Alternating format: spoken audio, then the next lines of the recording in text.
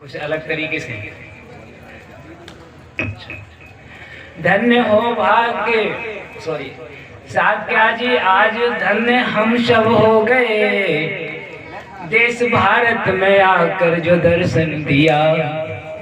एक आशा लगी थी और दिल में मेरे दिल की तमन्ना को पूरा किया।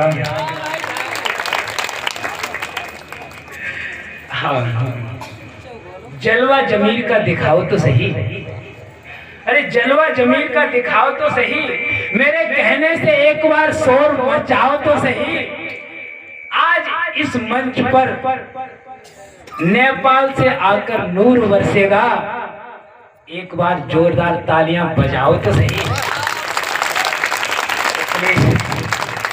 हमारे मुख्य अतिथि महोदय जी मंच पर आए।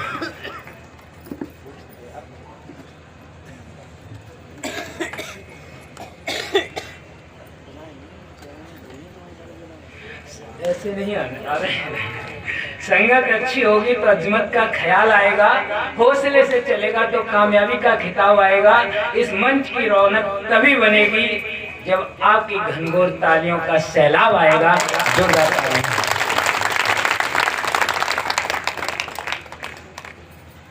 मैं थोड़ा छोटा हूँ, मैं थोड़ा सा कम हाइट का हूँ।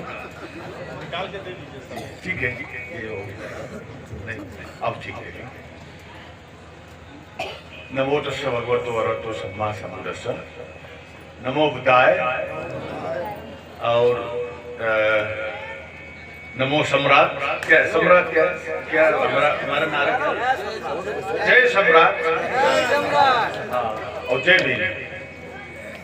आज में जो है एक सौभाग्य है कि नेपाल से आकर आप लोगों से ये मुलाकात हो रहा है। अब ये अभी रात के 2 बज गए, तो रात के 2 बजे जो है यहाँ क्रांतिकारी भाषण हो रहा है। अभी जीवनदीप सर ने जो भाषण दिया और फिर 1 घंटे आगे डॉक्टर नोबल किशोर साके में सभी लोगों ने बहुत ही भाषण दिया। मैं नमूना के रूप में, तो मैं थोड़ा सा ताजुब हो रहा है। रात के 2 बजे या क्रांतिकारी भाषण हो रहा है। हाँ, ऐसा लग रहा है कि सम्राट चंद्रगुप्त मौर्य सम्राट होने से पहले सिकंदर से युद्ध करने की तैयारी कर रहा है। तो वो रात सो नहीं पाते, वो सब प्लान करता है, रात में जगाता है, ट्रेनिंग देता है, भाषण देता है ना। ऐसा लग रहा है कि भारत में क्या हो रहा है, रात रात में लोग जमा होकर सब क्रांति की तैयारी कर रहा है। अब खास बात जो है, मैं जो है नेपाल के शाक्य समुदाय से आया हूँ। मेरा इच्छा थी कि अब ये सम्राट अशोक क्लब के संपर्क में आने के बाद हमको जानकारी मिला कि भारत में भी शाक्य लोग हैं। तो कहाँ है? तो ये ईटा, कासगंज, फर्रुखाबाद, क्या संकीसा, ये जगह है। तो हमने भी थोड़ा सा सर्च किया, गूगल डाटा है, यहाँ कुछ लाखों संख्या में शाक्य लोग तो है। तो हमको आप लोगों को देखने के लिए बहुत मन तरस रहा था। तो इसीलिए आज जो है 11 बजे से अभी 2 बज गया ना, करीब 3 घंटा तो हो गया। मैं जीवनदीप सर से कह रहा था कि मुझे ऐसा लग रहा है कि आप लोगों को देखता रहूं। हाँ, ये समय थम जाए। और ये ऐसा हुआ कि दिन में जो हम जो यात्रा में थे, तो यहाँ के लोगों का, युवाओं का, युवतियों का इतना जोश भरा, वो जो यात्रा में, इसको यात्रा क्या कहते हैं, यात्रा देखा तो हमने लगा कि ये शाक्य लोग इतना जागरूक, इतना उत्साहित है। और नेपाल के जो शाक्य लोगों ने इसका जानकारी नहीं है। हाँ? तो इसीलिए मैंने दो साथी को भी ले आया कि सिर्फ मैं देखूं और वहाँ बताऊं तो ऐसा है, तो वो लोग विश्वास नहीं करेंगे। अब 3 आदमी लोग हैं तो वो लोग भी देखिए मुझे ऐसा लगा कि नेपाल के शाक्य और यहाँ के शाक्य के बीच में ये 2500 वर्ष जो है हमारा बिछोड़ हो गया था। तो सम्राट अशोक क्लब ने ऐसा काम किया कि ये जो बिछड़े हुए कोने कोने में मौर्य, शाक्य, सैनी, कुशवाहा, कोइरी, ये सब को जुटा रहा है। ये सब जो है शाक्य और कोहली वंश का ही संतान है हम लोग। और मौर्य भी वही है। जब कपिल वस्तु में हमला किया हुआ था कौशल का, तो वहाँ नरसंहार हुआ, तो शाक्य और कोहली भागना पड़ा। कोई नेपाल गए, कोई नेपाल से 100 किलोमीटर दक्षिण गए, वो लोग मौर्य बन गए। नेपाल में जाकर हम नेवार बन गए, हम शाक्य नेवार बन गए। श्रीलंका में भाग गए जो वो सिंघली बन गए। बांग्लादेश, बर्मा में जो भागे वो चकमा बन गए। और पाकिस्तान और अफगानिस्तान में अब वो लोग सब इस्लाम बन गए, मोहब्बत बन गए। लेकिन वहाँ जो वहाँ से भागे हुए 4 शाक्य कुलीय का सेना जनों ने 4 राज्य स्थापना किया था। कश्मीर उन्हीं लोगों का, वहाँ भी जो अब तो वो मोहम्मद इस्लाम बन गए। लेकिन फिर ये बात तो चूंकि भारत के भूभाग में कहाँ कहाँ है, कोई भगवान बुद्ध का जो सबसे छोटा काका अमितोदन, उनकी जो है वो कलिंग में जाकर उनका राज्य, वहां से भागकर कलिंग में जाकर अमितोदन का परिवार का राज्य बन गया। तो उनका पोती का शादी श्रीलंका में हुआ, सिंगलीज बन गए। तो अब अशोक सम्राट के चंद्रगुप्त जो है ना, उसकी माँ वो शायद शाक्य नहीं थी। अब इतिहास में पढ़ा तो चंद्रगुप्त भी जो उसका माँ जो है शायद कपिल वस्तु कहीं कहीं की शाक्य थी। तो सम्राट अशोक की 2 शाक्य श्रीमती थी, महारानी थी। आपको शायद ये एक बड़ी थी, वो विदिशा में सम्राट अशोक जो 25 वर्ष के थे, तो वहाँ जो है वो वहाँ जो क्रांति हुआ, विद्रोह हुआ था, उसको शांत करने के लिए गए। तो विदिशा में जाकर उनको एक पहला महारानी देवी शाक्य, उनके 2 बेटे हुए, एक बेटा एक बेटी, महेंद्र और संघमित्रा। तो ये दोनों भिक्षु भिक्षुणी होकर सम्राट अशोक के जो चारों दिशा में धम्मदूत भेज दिया था, तो श्रीलंका में जब गए थे तो महेंद्र और संघमित्रा, तो सम्राट अशोक के शाक्य रानी के से जो बेटे जाकर श्रीलंका में बुद्ध धर्म स्थापना किया। अब शायद पढ़ा होगा। और दूसरी बेटी, ये थोड़ा सा कंफ्यूजन है, कलिंग में जब युद्ध हुआ था तो वहाँ कलिंग का जो हिंसा देखकर सम्राट ने तलवार त्याग दिया था और बुद्ध धर्म को अपनाया किया था। तो वहाँ अशोक का एक रानी कारू थी। आप लोगों ने शायद अशोक सम्राट का टीवी सीरियल भी देखा होगा। कारू थी, वो कारू की भी अमितोदन शाक्य के परिवार के ही बेटी थी, क्योंकि उसका राज्य में शत्रुओं ने हमला किया था, कलिंग कैप्चर किया था, और वो कारू की जो है जंगल में भाग कर रहे थे। तो अशोक सम्राट का मुलाकात हुआ और उनसे शादी हुआ। शायद उन्हीं की बेटी होगा, शायद चारुवती, जो अशोक का दूसरी बेटी, वो नेपाल में आई थी सम्राट अशोक के साथ, और वहाँ के देवपाल शाक्य राजकुमार से शादी हुआ। तो वहाँ सम्राट अशोक की बेटी के वंशज अभी भी जीवित है।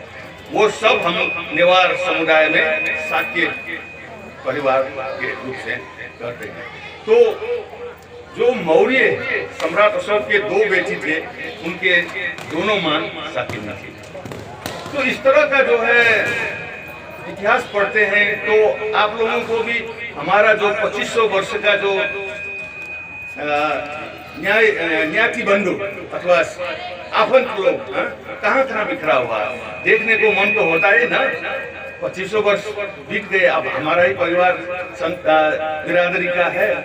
तो अब जो है सम्राट अशोक क्लब क्या कर रहा है कि ठीक है, नेपाल से हमको बुलाया और आपके ऐसे कार्यक्रम में समावेश किया तो मैं तो आंख फट गई। आज जो क्योंकि साथी लोगों के इतना संख्या में इतना सुंदर और बहुत बलिष्ठ हैंडसम युवा और बहुत सुंदर लड़कियां साथी लोगों का देखकर जो है, अरे ये अभी भी जिंदा है। शायद विश्व में ये जो जातियां हैं इतना 2500 वर्ष तक जो है वो अविच्छिन्न रूप से जीवित होकर, अब ये दौरान में हुआ होगा, धर्म भूल गए, बुद्ध को भूल गए, क्या क्या हुआ। अब शायद आप लोगों का भी 50-100 वर्ष पहले शायद आप लोग बुद्ध का शायद जानकारी भी नहीं था, लेकिन सम्राट अशोक आकर जो है अब पुराना जो है हमको समझाने लगा। तो रात को 2-2 बजे ये समझाने का काम हो रहा है। आपके जो सम्राट अशोक क्लब के योद्धा लोग जो है रात को 2 बजे आपको क्रांतिकारी भाषण दे रहा है। तो आप जमा हुआ, भगवान बुद्ध का आज वैशाख पूर्णिमा के एक वजह है सिर्फ, क्योंकि बुद्ध के दर्शन करने के लिए, पूजा करने के लिए वर्ष में एक दिन ही काफी नहीं है, हर दिन कर सकते हैं बुद्ध को पूजा।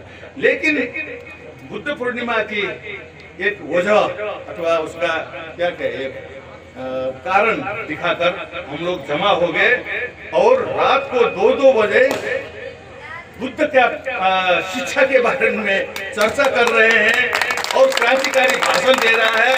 तो भारत में 2500 वर्ष बाद फिर क्या हो रहा है? नो, एक युद्ध का तैयारी तो नहीं हो रहा है, ये हिंसा का युद्ध नहीं है, ये ज्ञान का युद्ध है। तो भारत अब प्रधानमंत्री मोदी जी विदेश में जाते हैं तो वो कहते हैं हम भारत युद्ध नहीं बुद्ध देते हैं, बुद्ध दिया है हमने। लेकिन अब हम कहाँ है वो मोदी जी का बुद्ध जो दिया विदेश में जाकर, तो हमने दौड़ा तो कहीं नहीं देखा। लेकिन खास अब मोदी जी ने तो बोल दिया, लेकिन उसका यथार्थ जो है आप लोग ही बुद्ध है, हम लोग ही बुद्ध है। तो भारत में जो आप नहीं है तो भारत कैसा बुद्ध देगा? क्या देगा?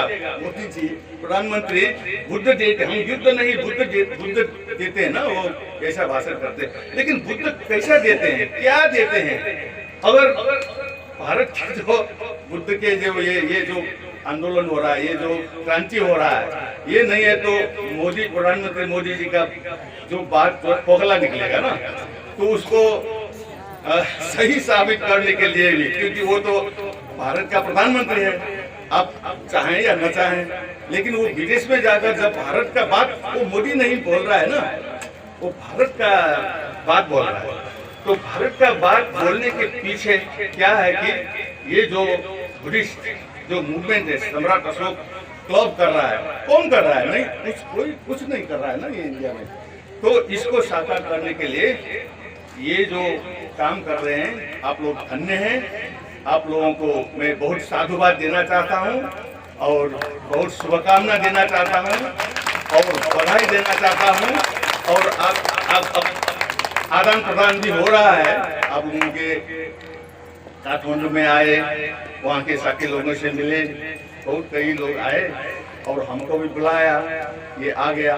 तो दक्षिण एशिया में एक और नया जागरण करने के लिए ये वजह बन रहा है।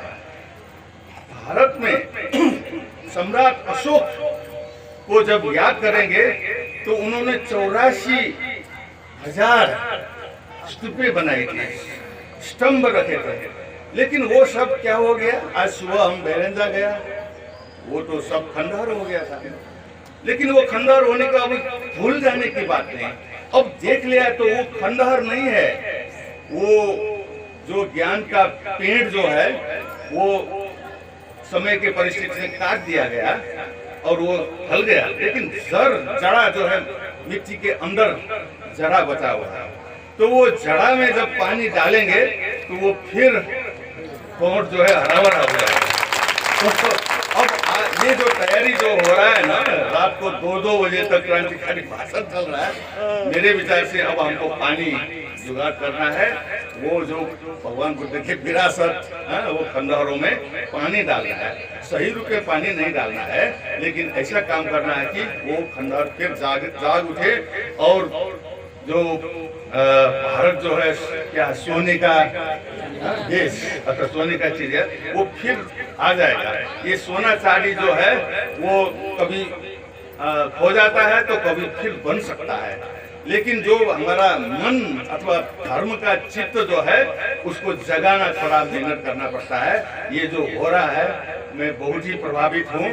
आप लोगों को ऐसा लग रहा है कि हम मौर्य जीवनदीप सर से कह रहे थे कि ये समय थम जाए, ये समय गुजर न जाए और इस तरह जो है हम प्रेरित हो जाए, हम जो उत्साहित हो जाए, हमारे भीतर का जो ऊर्जा जो है शक्ति जो है उभर के आए और भारत नेपाल श्रीलंका जितना भी हम अपना सखी भाई बहन जो है वो फिर हाथ से हाथ समाकर फिर विश्व को हम शांति दे दें, विश्व को एक मार्ग दें। धन्यवाद। बहुत सफल हार को जीत की दुआ मिल गई।